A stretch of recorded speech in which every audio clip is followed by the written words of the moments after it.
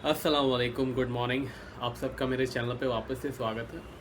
तो एक बहुत ही एक टफ वीक था गोल्ड प्राइसेस के लिए। गोल्ड प्राइसेस ने एक नया लाइफ टाइम हाई बनाया 2450 का। इनफैक्ट एक नया लाइफ टाइम हाई क्लोज भी हुआ। ऑल टाइम हाई क्लोजिंग हुआ था गोल्ड प्राइसेस $2426 के आसपास। उसी दिन गोल्ड प्राइसेस ने मंडे को $2450 का हाई बनाया। तो मंडे को $2450 का हाई बनाने के बाद फ्राइडे को लोवेस्ट पॉइंट टेस्ट किया गोल्ड प्राइसेस ने ऑलमोस्ट $2325।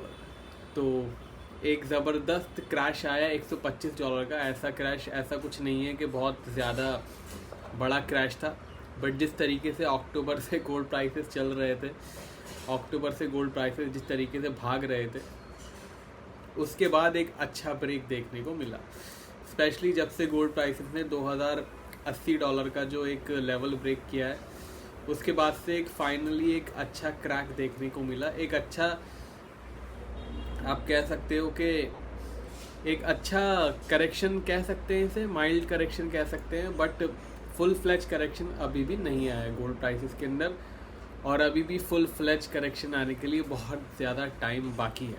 बहुत ज़्यादा टाइम बाकी का मतलब यह है कि अभी भी गोल्ड प्राइसेस में बहुत ज़्यादा क्रैश होना बाकी है, तभी हम वो जो एक करेक्शन वाला $100-200 का जो एक करेक्शन आता है, उसके बाद जाने की बात कर सकते हैं। पिछले हफ्ते गोल्ड में हमारे दो सिग्नल्स आए थे। एक सिग्नल्स में $3 का लॉस हुआ था और एक सिग्नल में $14.5 का प्रॉफिट हुआ था। सिल्वर में भी प्रॉफिट में ही हमारा पिछला हफ्ता गया है। ट्रिपल जो हमारा पैक है उस वो भी प्रॉफिट में ही गया है। तो एक टफ वीक ज़रूर था गोल्ड प्राइसेस के लिए, बट हमारे पेड सब्सक्राइबर्स के लिए नहीं था, because every package has ended in profit. Paid signals की जानकारी और मार्केट कमेंट्री की जानकारी मेरी वेबसाइट पे अवेलेबल है, लिंक डिस्क्रिप्शन में है। मेरी टीम का व्हाट्सएप नंबर भी डिस्क्रिप्शन में अवेलेबल है, आप चेक कर सकते हैं।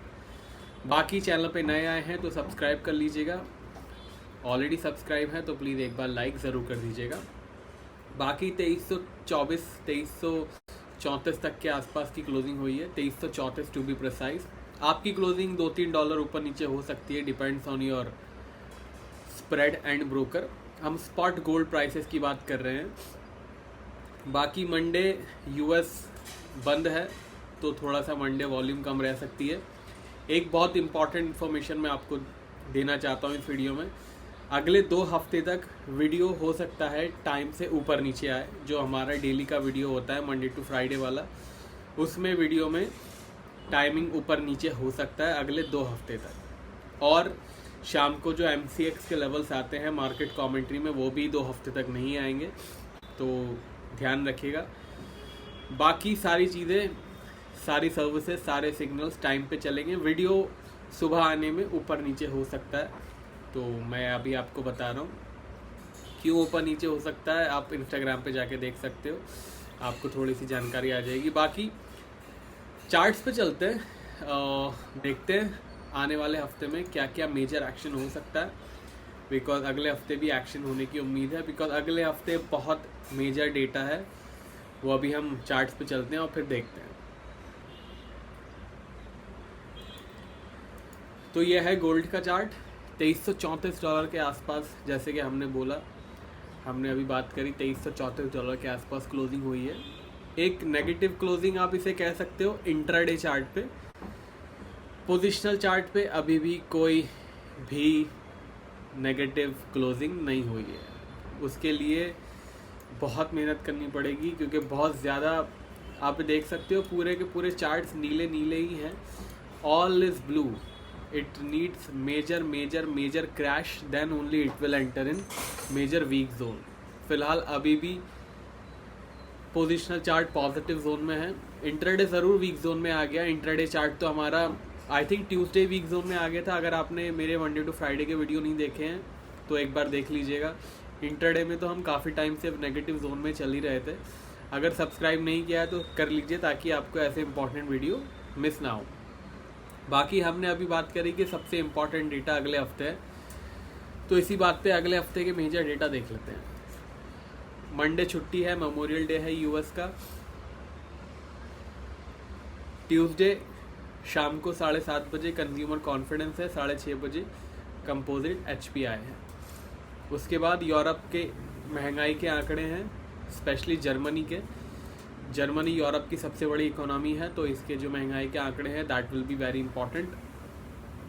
उसके बाद मैन्युफैक्चरिंग इंडेक्स है रिचमंड से।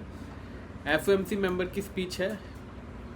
FOMC मेंबर की स्पीच से याद आया, पिछले हफ्ते फेडरल रिजर्व मीटिंग मिनट्स थे और उसके बाद काफ़ी फेडरल रिजर्व के मेंबर की स्पीचेस भी हुई। स्पीचेस में काफ़ी डोविश की जगह हॉकिश साउंड कर रहे थे सारे के सारे मेंबर्स। इनफैक्ट मीटिंग मिनट से पता चला कि काफ़ी जो FOMC के मेंबर्स हैं they were not satisfied with the inflation की जो रेट है, इन्फ्लेशन का रेट इतना कम होने के बाद भी they are not satisfied. In fact 1-2 members ने तो ये भी सजेस्ट किया कि और हम इंटरेस्ट रेट बढ़ा सकते हैं इन्फ्लेशन को कंट्रोल करने के लिए।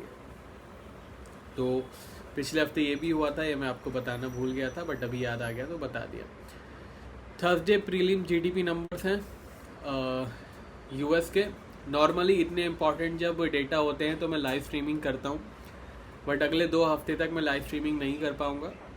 तो बट अगर कुछ भी सिग्निफिकेंट रहेगा तो मैं आपको अपने व्हाट्सएप चैनल पे, टेलीग्राम चैनल पे और ट्विटर पे अपडेट कर दूंगा। सारे लिंक डिस्क्रिप्शन में है, फॉलो कर लीजिएगा। उसके बाद monthly pending home sales data है, क्रूड ऑयल की इन्वेंट्री है और FOMC मेंबर की स्पीच है। उसके बाद फ्राइडे को चुपके से अर्ली मॉर्निंग टोक्यो के CPI आंकड़े हैं, बहुत इंपॉर्टेंट डेटा है। जापान फ़िलहाल बहुत इंपॉर्टेंट मोड़ पे खड़ा है। That is the only bank जिसने बहुत ज़्यादा इंटरेस्ट रेट नहीं बढ़ाए हैं। सिर्फ एक इंटरेस्ट रेट जापान ने बढ़ाया था अभी 1-2 महीने पहले, और वो भी बहुत ही कम, ऑलमोस्ट नेगेटिव से बस ऑलमोस्ट 0% पे लेके आए हैं वो। बट ध्यान रखिएगा, अगर इनके इन्फ्लेशन बढ़ते हैं तो इन पे प्रेशर आ जाएगा और इनके इंटरेस्ट रेट बढ़ने शुरू हो सकते हैं। ऑलरेडी येन पे बहुत ज़्यादा प्रेशर हमें देखने को मिल रहा है। अगर आप येन में काम करते हो तो आप देखोगे बहुत ज़्यादा येन के अंदर प्रेशर है। In fact 2-3 bar bank of Japan already intervene कर चुका है अपने येन को बचाने के लिए। तो ये एक इम्पॉर्टेंट नंबर्स होंगे, इस पे ध्यान दीजिएगा। बाकी चाइना के मैन्युफैक्चरिंग नंबर्स हैं। उसके बाद यह है इम्पॉर्टेंट डेटा सबसे ज़्यादा अगले हफ्ते का, कोर PC इंडेक्स। बहुत ही इम्पॉर्टेंट डेटा है। ये वही आंकड़ा है जो फेडरल रिजर्व अपने इन्फ्लेशन को मापने के लिए यूज़ करता है।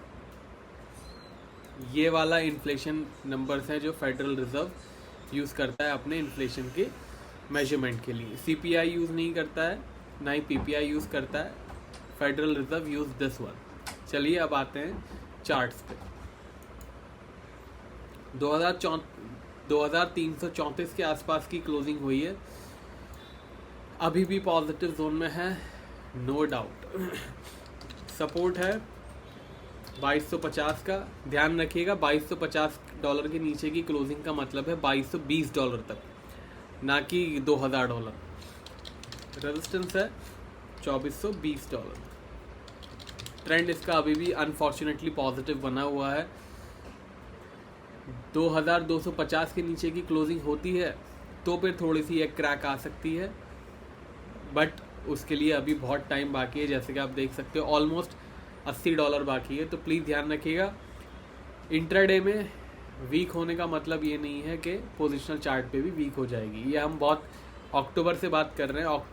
अक्टूबर से जब से चलना शुरू हुआ है तब से एक भी हफ्ता हमारा, आप सारे वीकली एनालिसिस चेक कर सकते हो, सारे वीडियो अवेलेबल हैं। जब से गोल्ड प्राइसेस पॉजिटिव जोन में एंटर हुआ है हमारे वीकली चार्ट पे, अभी तक नेगेटिव जोन में नहीं गया है। सिल्वर पे आते हैं। यह है सिल्वर का चार्ट, इंट्राडे लेवल है, हटा देता हूँ। $30 के ऊपर क्लोजिंग देने में थोड़ा सा ये कामयाब हुआ है। मंडे ओपन हुआ था $31.50 पे, ऑलमोस्ट उसी दिन हाई बनाया था और उसके बाद क्रैश चालू है।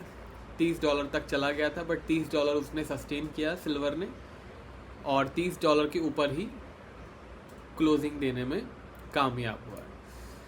पॉजिटिव जोन में है ये भी, $1-1.5 टूटने का मतलब वीक जोन में जाना नहीं है।